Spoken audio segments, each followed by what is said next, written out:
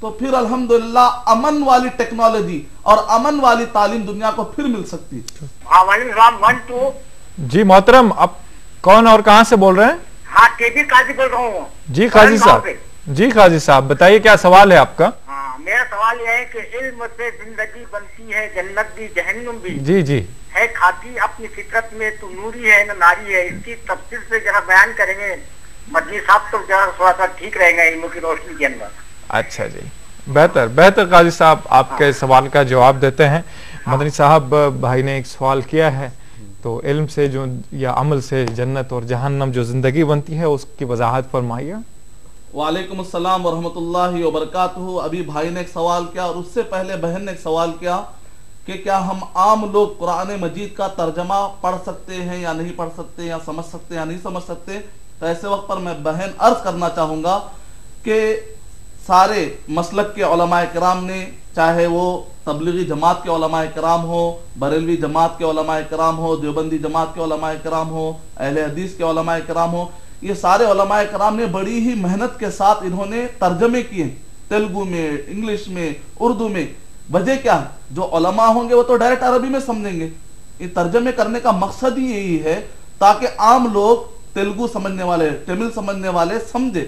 اور ظاہر بات ہے آپ تفسیر کرنے مت بیٹھ جائیے، جو عام باتیں ہیں وہ سمجھنے۔ مثال کے طور پہ قل هو اللہ احد، کہہ دیجئے کہ اللہ سبحانہ و تعالیٰ اکیلے ہیں، مزید تشریح مت جائیے، الحمدللہ ترجمہ بالکل واضح ہے۔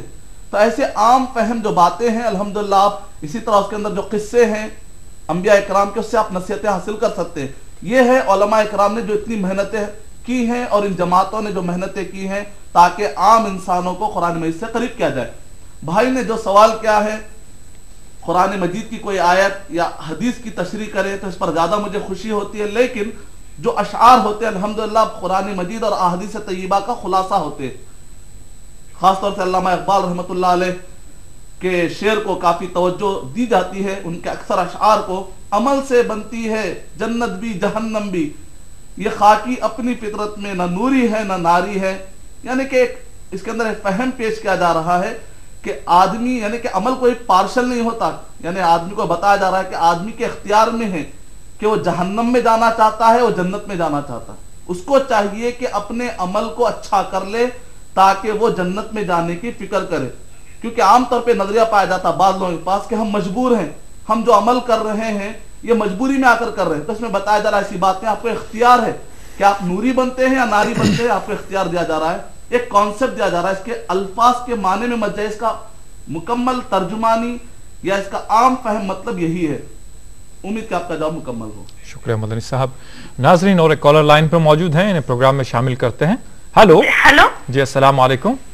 وعلیکم السلام ورحمۃ اللہ وبرکاتہ۔ جی محترم، ہلو جی کون اور کہاں سے بول رہے ہیں آپ؟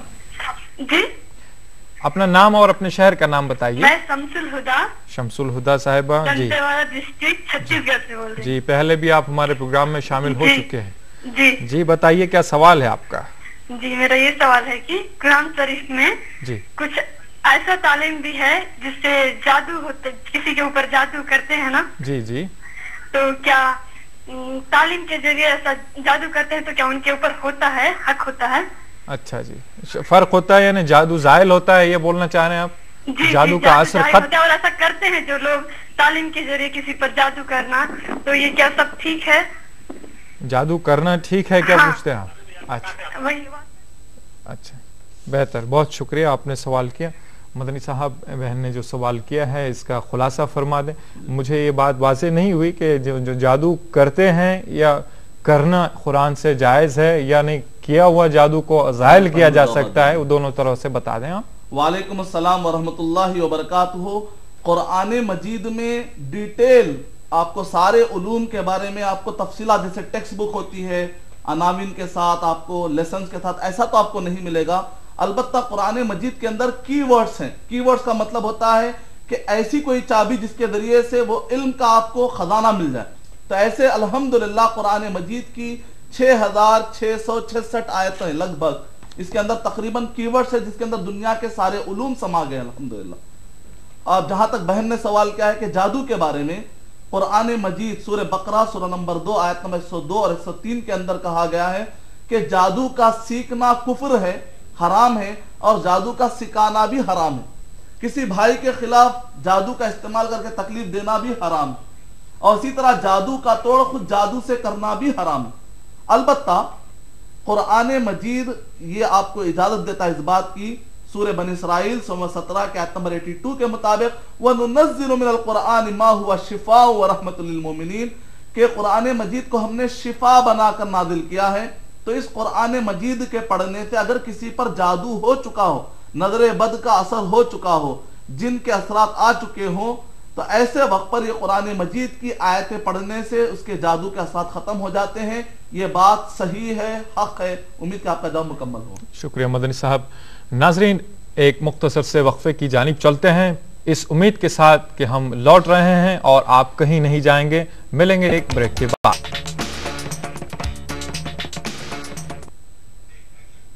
ناظرین وقفے کے بعد پھر سے آپ کا خیر مقدم ہے پروگرام آپ اور ہم میں، اور آج کا عنوان ہے تعلیم کی اہمیت عالمی مذاہب کی روشنی میں.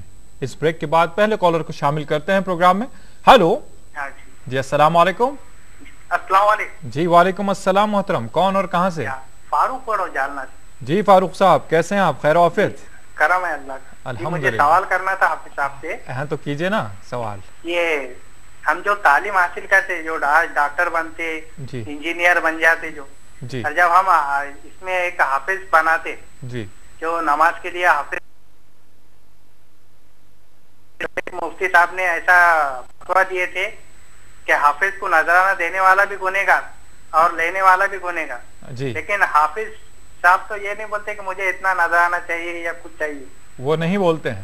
نہیں. اگر ہم اپنی خوشی سے دینا چاہیں جی تو یہ جیسا ہم دے سکتے یا نہیں دے سکتے. اچھا جی بہتر.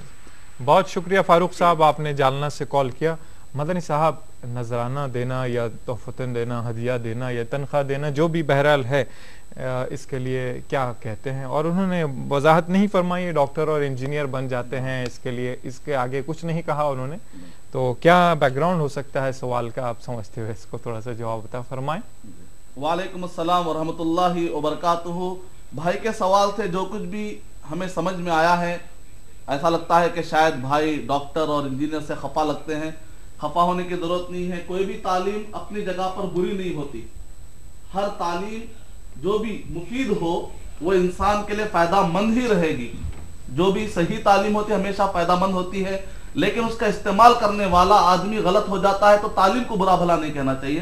واللہ عالم آپ کے سوال کا مطلب کیا تھا. جہاں تک یہ ہے کہ حافظ صاحب کو جو نذرانے دیے جاتے ہیں تو وہاں پر فتویٰ دیا کسی نے کہ ایسا نہیں دینا چاہیے.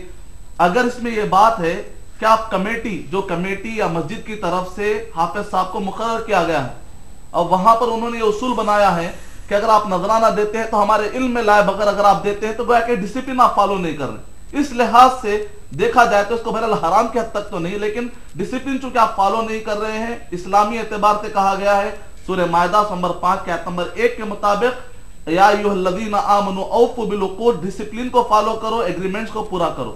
اگر یہ ہے کہ کمیٹی کے اعتبار سے ان کے علم میں لائے بغیر نذرانے دی جا رہے اور کمیٹی اس کو پسند نہیں کر رہی ہے تو کمیٹی کو حق پہنچتا ہے کہ ایسا کوئی ایکشن لے اور ڈسپلنری اصول مینٹین کرے. لیکن اگر کوئی جنرل یہ بات کہتا ہے کہ قرآن مجید پڑھائیں اور اس کے بنیاد پر پیسہ لینا حرام ہے تو یہ بات صحیح نہیں ہے، کیونکہ نبی اکرم صلی اللہ علیہ وسلم نے فرمایا دنیا کی سب سے زیادہ حلال کمائی اگر کوئی ہے تو وہ یہ ہے کہ آپ قرآن مجید کی تعلیم سکھاؤ اور اس کے بدلے میں اگر آپ اجرت لیتے ہیں، سامنے والا تکلیف بھی نہیں ہوتی، اس حد تک آپ اجرت لیتے ہیں تو یہ دنیا کی سب سے اچھی اور حلال کمائی ہے، کیونکہ آپ نتیجے میں تعلیم دے رہے ہیں اور پیسہ لے رہے ہیں. لیکن اس کے لیے ہمارے استاد نے بڑی بہترین نصیحت کی تھی، وہ یہ ہے کہ کوشش یہ کرو کہ آپ فری میں تعلیم پہنچاؤ تاکہ لوگ پیسوں کے بہانے کہیں تعلیم سے دور نہ ہو جائے. اور دوسری بات یہ ہے کہ اگر آپ پیسہ لیتے بھی ہیں تو زیادہ سے زیادہ تعلیم پہنچانے کی فکر کرو، نہ کہ جیب کاٹنے کی، نہ پیسہ لینے کی.